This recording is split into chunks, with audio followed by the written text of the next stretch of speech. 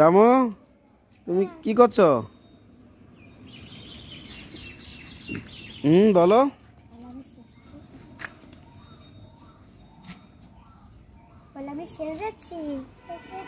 কেন কি সেজেছো তুমি? আমি কিছুই সাজিনি। তুমি কি সেজেছো? তাই সাঁওতাল ভেষ, সাঁওতাল ভেষ। তাহলে গোপী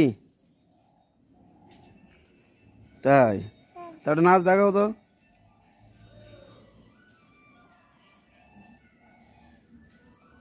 হরে কৃষ্ণ বন্ধুগণ, দেখুন আজকে আমাদের দামু সেজেছে, সেজে ঘুরতে বেরিয়েছে, তাই তোমাদের সবাইকে দেখালাম।